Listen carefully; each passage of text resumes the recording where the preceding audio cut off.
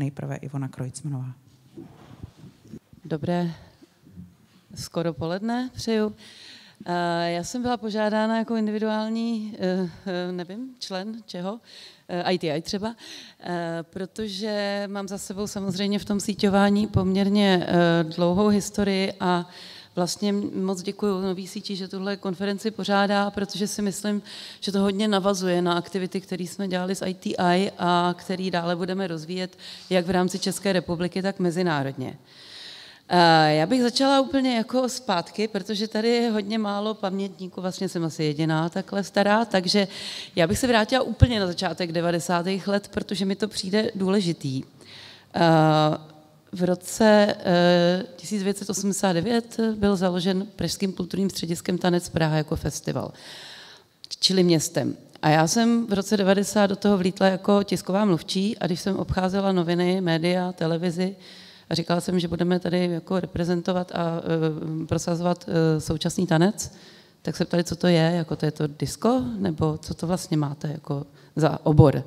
A já jsem si říkala, no tak výborně. Takže znali klasický balet, ještě teda neoklasický balet, kam patřil náš mláček Pavel Šmok, a pak měli folklor a nic mezi tím. A takhle to bylo s řadou dalších druhů současného umění, to Šárka může vyprávět jenom o pár let později. Takže já si myslím, že je hrozně dobrý si uvědomit, co se tady za těch 30 let podařilo. A já bych i opravila s dovolením některé předřečníky, jakožto pamětnice. Já musím říct, že to není pravda, že nezávislá scéna neměla vůbec žádné zastoupení. My jsme v 90. letech založili v SNOKu volné sdružení nevládních neziskových organizací v kultuře a umění, takhle dlouhý název to mělo. A tehdy jsme se stali členy tripartity a vylobovali jsme první grantová dotační řízení. Byli jsme v poradním sboru primátora, pak jsme, Eva může taky vzpomínat, tamhle Kejkrtová, Měřičková, pak jsme dělali 4 body pro kulturu, iniciativu pro kulturu, nastavovali jsme v poradním sboru primátora pravidla grantového řízení, kulturní politiku hlavního města Prahy, několik státních kulturních politik, o kterých se znova mluví. Prostě ten proces byl za těch 30 let opravdu velice, velice silný. A s řadou kolegů jsme prostě procházeli nahoru dolů těma vlnama toho syndromu vyhoření a pak zase návratu energie a já jsem i udělala tu oběť jednu etapu svého života, že jsem od roku 2006 do roku 2008 byla externí poradkyní ministra kultury. Velmi doporučuji, cenná zkušenost, stačila. Takže to je jenom jako k tomu, kam se ta advokacie ubírala v České republice a já si myslím, že ten význam profesních organizací je velice důležitý a jsem strašně ráda, že se tady daří čím dál víc vést opravdu konstruktivní dialog. Jsem za to vděčná jak politické reprezentaci Prahy, tak Ministerstva kultury v tuto chvíli, protože když jste se mě ptali dvěma otázkama jako individuálního řečníka, v čem vidím slabiny, tak já jsem si je tady tak jako pro sebe poznamenala. Ta hlavní je najít společný slovník, protože my mluvíme jazykem umění a politická a státní reprezentace, veřejná správa mluví jinou řečí. A najít k tomu toho překladatele, tu transformační jaksi linii, ten most, abychom si rozuměli, je dlouhodobý proces, já tomu říkám celoživotní šíření osvěty a my se mu musíme věnovat. Je to naše role, prostě jako každý, kdo je v umění, tak prostě je samozřejmě zapálený pro to, jak šířit tu osvětu dál. Velkou bolístkou bylo, že jsme vždycky byli takový jako negativně vymezovaný, nestátní, neziskový, všechno ne. Ano, my děláme veřejně prospěšnou službu v kultuře. A tohle to je potřeba neustále opakovat. Kdybyste byli na poslední radě vlády pro neziskovky, kdežto nás zastupoval Ondřej Hrab a slyšeli, co tam říkal pan premiér na téma kultura a sport, tak byste se asi zděsili. Takže to šíření osvěty je neustálý náš úkol.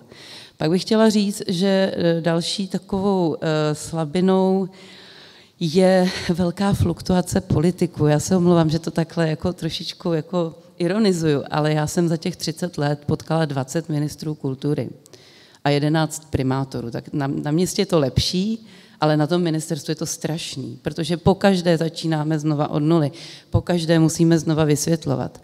A je to samozřejmě i otázka toho personálního obsazení ministerstva, protože víme, ano, bylo to tady zmíněno, že jediná referentka pro tanec a divadlo dohromady ještě navíc je momentálně na odchodu do důchodu, respektive už byla odejita. Nemáme samostatného referenta pro obor tance.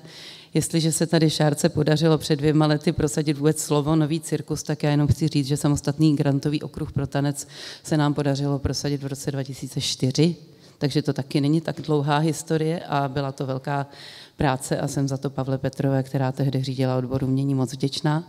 Takže těch kroků, které historicky nastaly, je poměrně hodně. Ještě bych jako dodala k Martě Smolíkový, že divadelní lobby je jedna z nejsilnějších nebo nejsilnějších v České republice. Není filmová lobby. Protože to, co filmaři dokázali za poslední dekádu, jako filmové pobídky a veškerý programy, který Ministerstvo kultury nastavilo pro filmové umění, tam my zdaleka nejsme. Takže jako jestli se můžeme někde v domácím jaksi prostředí inspirovat, tak určitě u filmařů, který si tam tu spojku na tom Ministerstvu kultury našli. Další z těch slabin, třetí takovou jsem si říkala, že je vlastně ta špatná koordinace mezinárodních vztahů, protože je to právě umění a kultura, které otevírají dveře českému biznesu do zahraničí. Jsou to naši umělci, kteří nás reprezentují. Nonverbální umění, jakým je tanec, je na prvním místě pro mě samozřejmě, jak jinak, ale protože nepotřebuje žádný překlad. Takže ta nekoordinace na státní úrovni, když se znáte, co dělá Senát, parlament, vláda, rezorty, kancelář prezidenta než školy, tak tam není ten jednotný tah na branku a to využití toho potenciálu uměleckého. Takže to jsou pro mě takové body, které bych chtěla zmínit a chtěla bych říct, že na evropské úrovni my jsme členy řady mezinárodních sítí, ať už je to IETM, Informal European Theatre Meeting, velmi doporučuji, budeme dělat tady v Praze 1. října debatu s novou sítí a s divadelním ústavem. Zaregistrujte se na ietm.org, stojí to za to. Tam se vedou debaty o tom, co se děje v celoevropském kontextu, vyměňujeme se tam zkušenosti. My jsme členy European Dance House Networku, samozřejmě jakožto taneční divadlo, my jsme členy Aeroways jako platformy na podporu mladých choreografů a zároveň jsme tady zakládali Vizitanci, já jsem jedna z těch zakladatelek, zakládali jsme ČAF, Českou asociaci festivalů, a zároveň jsme se velmi začali věnovat poslední léta umění a vzdělávání právě v té platformě měníme uměním. Takže těch aktivit je tady celá řada a je hrozně dobře, když dáme ty síly dohromady a povedeme ten konstruktivní dialog dál. A já chci jenom říct poslední větu, 7:43. Dům tance je takový zásadní projekt, kterým se snažíme pomoci nezávislé taneční, ale i novocirkusové pohybové scéně najít prostorové zázemí v Praze. Tak nám držte palce. Žižkovské lázně jsou naším snem. Děkuji vám. Taky děkujeme. Ivana Krojcmanová.